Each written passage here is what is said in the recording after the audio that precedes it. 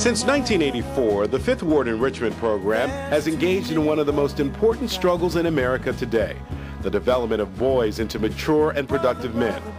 The battleground in this struggle has been Houston's Fifth Ward, but the repercussions go way beyond the boundaries of this historic neighborhood and into the heart of America's inner city and the urban crisis. The positive development and reinforcement techniques practiced by the Fifth Ward Enrichment Program have largely been based in the community schools, where after-school tutoring, health education, life skills training, and peer counseling have all made a difference in the lives of young men and adolescents. A study by the Texas Youth Commission over a 3-year period showed that Fifth Ward enrichment is affecting attitudinal and behavioral changes when the participants are involved in the program for 2 or more years. Furthermore, Fifth Ward enrichment has served over its history more than 2,300 disadvantaged and at-risk families, 3,800 school-age youth, and 275 fathers, and more than 20 support services through 6 program components. The good works of the Fifth Ward Enrichment Program would not have been possible without the vision and commitment of a truly unique individual, and this year's Heart of Houston Honoree, founder and driving spirit, Ernest McMillan, Jr. Mr. Mack, as he is known to the many young men and adults whose lives he has touched, has led a life of historical significance and is a living embodiment of one man's struggle for social justice and community empowerment. Marion Ernest McMillan, Jr. was born October 6, 1944 in Dallas, Texas, into a pioneer family of the Dallas African American community. His grandfather, Dr. Walter Ree McMillan, founded the first hospital for blacks in Dallas, and the McMillans were very involved in the business and cultural affairs of what was one of Texas's most vibrant black communities.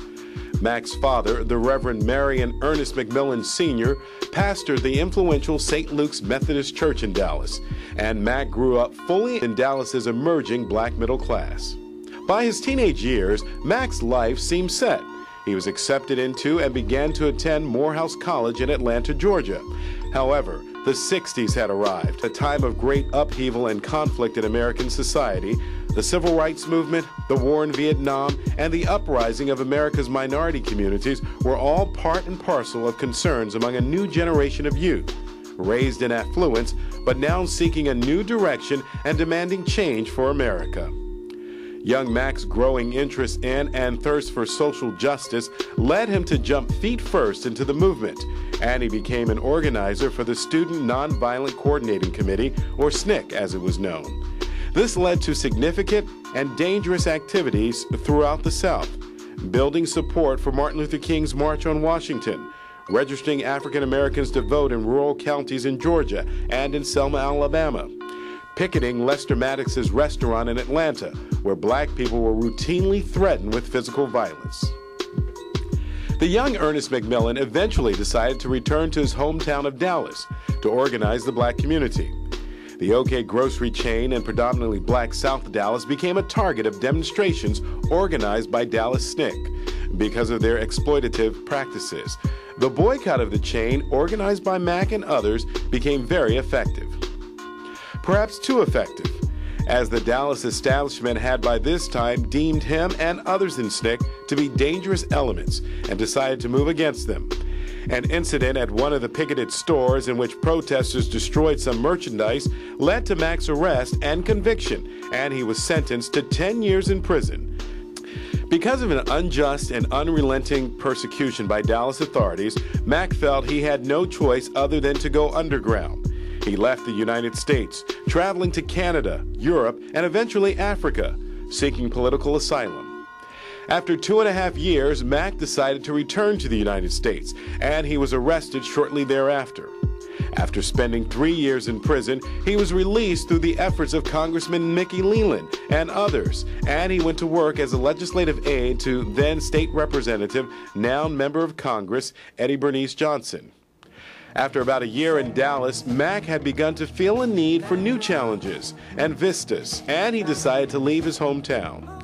After considering moving to Atlanta or New Orleans, he settled on Houston as his new destination. He came to this city with great determination to get involved, and he founded a chapter of the Black United Front and was the first Houston director of that national organization. Through his work with various social service agencies, Mack found that teen pregnancy, youth delinquency, drug abuse, school dropouts, and pushouts were among the problems endemic in much of Houston. He was determined to do something about these issues and to work exclusively with boys and young men where he felt he could make the greatest impact. Drawn to the Fifth Ward, he began the Fifth Ward Enrichment Program with the help of other concerned men and an initial grant from the Hogg Foundation for Mental Health. By 1992, the Fifth Ward Enrichment Program had become a fully independent nonprofit agency with a mission of providing services to boys and young men throughout the Fifth Ward, considered one of the roughest neighborhoods of Houston.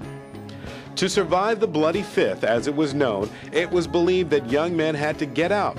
Mack was determined to keep these young men safe in the hood and to nurture and guide them towards making positive choices in their lives. The initiatives developed by the Fifth Ward Enrichment Program were many and varied. Peacemaker groups in high school taught respect and communication as ways to counter gang influences. The Young Fathers and Families Project imparted fathering skills to a generation of young men who grew up without a father figure in their lives. Peer health educators were young people who work with other young people, making them aware of sexually transmitted diseases as well as stressing abstinence. The Teen Enterprise Center stressed money-making and arts activities for young men. These skills not only develop entrepreneurial spirit, but also showed them ways to make money other than illicit endeavors. According to Fifth Ward Enrichment statistics, 100% of the boys who have gone through the program have graduated from high school, and a large percentage of these participants have gone on to college. It's because of this and other successes that have led to the city's business community, foundations, and private individuals stepping up to the plate to support this important work. Mack officially retired as CEO in March of 2007 and now spends much of his time in his hometown of Dallas. He visits Houston often and remains active in numerous causes, including Pastors for Peace and the Texas Coalition Advocating Justice for Juveniles, which advocates to fix what they consider to be the broken juvenile justice system of the state of Texas. As the demographics of the Fifth Ward continue to change, Fifth Ward Enrichment will continue to serve its youth and to motivate them towards success, one young man at a time. Ernest McMillan Jr., through a lifelong commitment to strong ideals, a dedication to institution building in the community, and his unwavering belief in the potential of youth power, is very much at the center of a pulsating, life-affirming heart. The Fifth Ward Enrichment Program, by showing young men that they can rise above their circumstances by making positive choices, is also part of this symbolic heart. Both are imbued with a spirit and essence that is the heart of Houston.